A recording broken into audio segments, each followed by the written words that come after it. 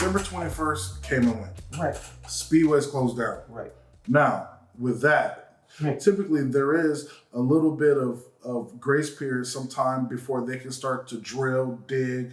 But you can remove stuff, most definitely. I heard that immediately they started drilling and digging. They didn't have the permits or the licenses to do so, right? Well, the previous track operator, do you know in certain terms digging that track, you're violating environmental laws. You have to have a permit.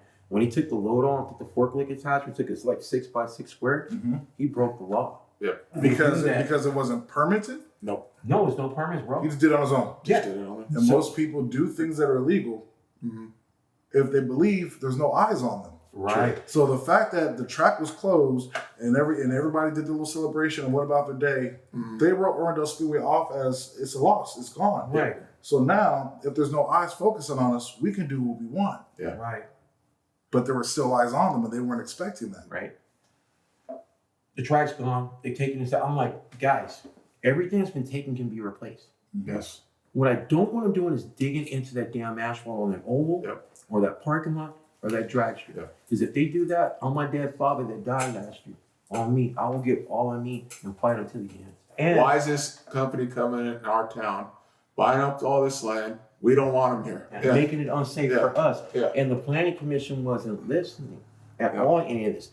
Yeah, they paid all these experts to come in and try to bamboozle the city council, number one, and the residents.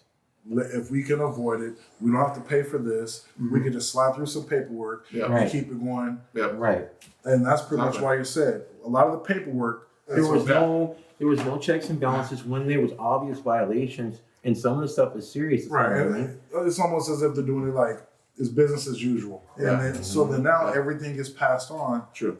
When you're dealing with big business and big corporations, they can pull a lot of strings. Right. You know? But it seems as if there is something going on because it is clear as day and you have the documents to prove it. Look, this never got signed off. This right here should have been a big red flag. And then like time and time again, but yet we're here.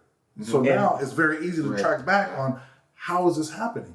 Because there's so many steps that were missed. So many people weren't doing their job. And I want to let my brother speak for a minute. So let's bring it up to date to like the month of February. The city this week was, when I raised my hand during the meeting, I asked them, well, the Speedway's getting demoed right now. And they said, oh, we issued a permit. My brother right here called them and they never gave him the answer. They said it fit in, it was in compliance and it fit within the plan, but they didn't give me a specific reason. Yeah. Right? And usually the way things go in Irwindale is that gets brought to the meeting. Even for a stupid sign in the city of Irwindale, you can look through the records, you have to get approval from the city council. The city council has had a secret meeting and approved the permits without notifying the public, which again is violation of the Brown Act. So with these permits, this is a major construction. This is a major build. Right. For somebody just to sign off and nobody know about it. Right. You know what I mean? It being done literally beneath everybody's nose. You know what I mean? Is there any council members or any board members that are opposed to what's going on? There's a couple of them that are, but a lot of the pushback is coming from the plan. I don't want to demonize anybody. It seems a lot of the pushback is coming back from the city council. There are a couple very vocal residents. We know who she is. Yeah, we know. Right. We know. So they're drawing up a diagram for her to explain to her that you let them do anything to that land. You take that asphalt off, you're going to need at least 10 feet of concrete footing minimum. So that means you have to do full site remediation. What that means is you got to dig down the whole 200 feet across the whole 62 or 63 acres. Every grain of dirt out of it. And the thing is too, the land behind it is the water table. There's a land behind it. There's a quarry right there. Quarry right there. Right. That's how far the water table is. And see, what happens is if they go digging around in there, it can end up affecting the quarry because when the inspectors come out to inspect the quarry, LEA, and they take a water sample, I'm like, hey, what's the stuff your guys water here? Right. That's that damn stuff going on next door, right?